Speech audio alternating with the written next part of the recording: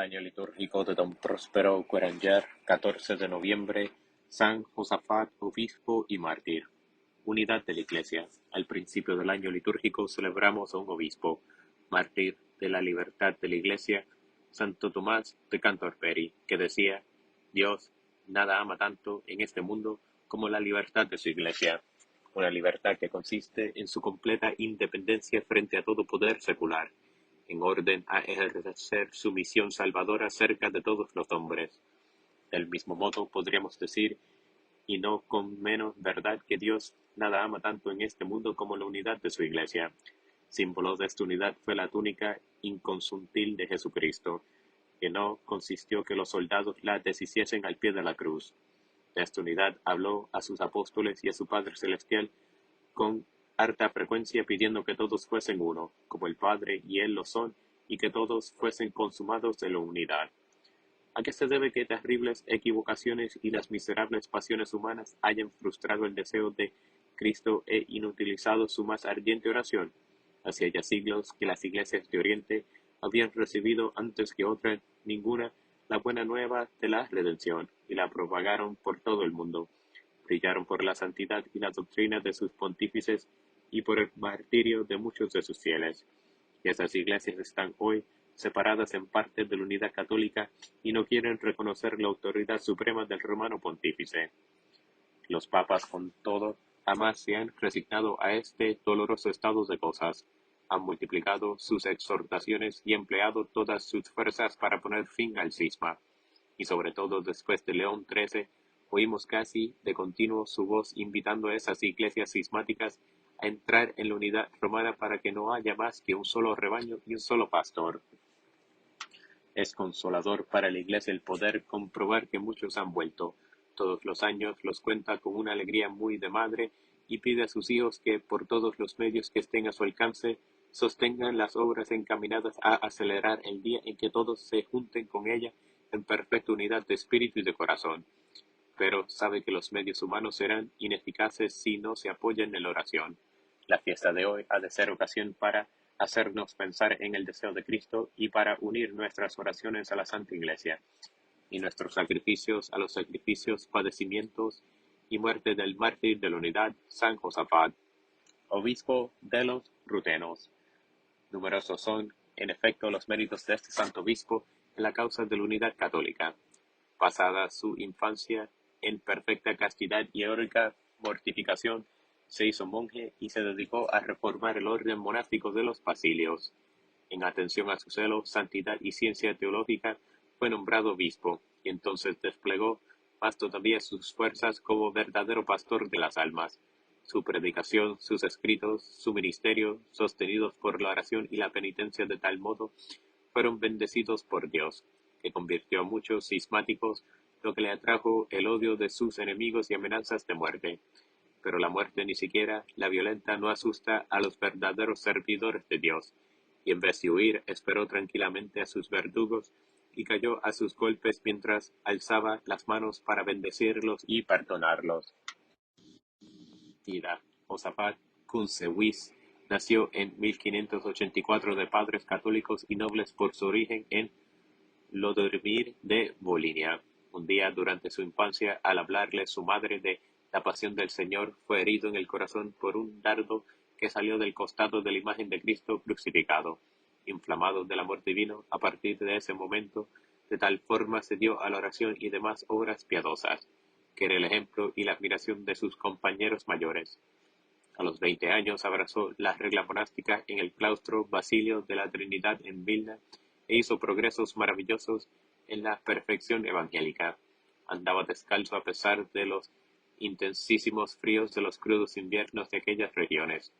Desconocía el uso de la carne, otro tanto sucedía con el vino, si no se le imponía la obediencia. Hasta la muerte llevó sobre sus carnes un áspero cilicio. Conservó sin mancha la flor de la pureza que ya desde la adolescencia había consagrado a la Virgen Madre de Dios.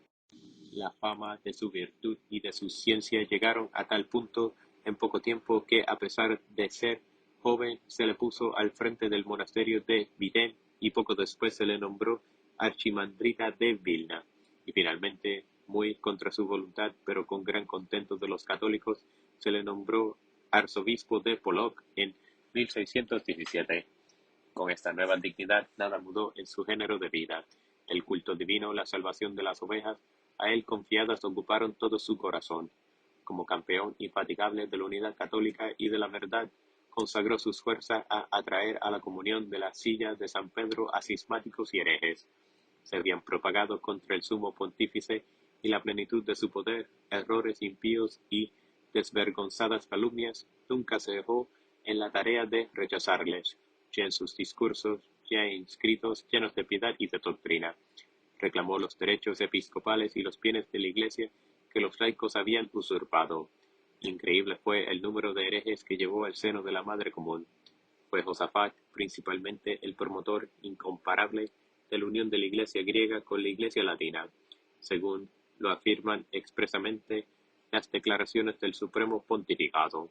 Además, todas las rentas de su obispado se empleaban en restaurar el esplendor del templo de Dios, en construir asilos para las vírgenes sagradas y en otras 1000 obras piadosas.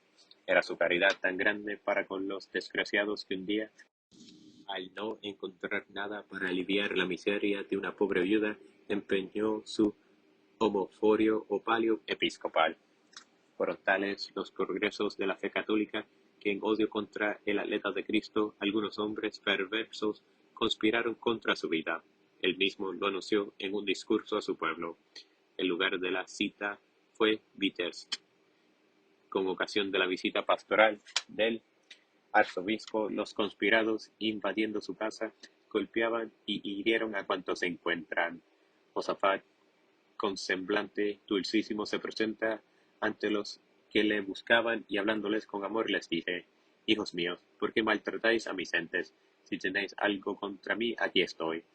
Entonces, lanzándose sobre él, le magullan a golpes, le atraviesan el cuerpo con flechas, le rematan con un golpe de hacha y le arrojan al río.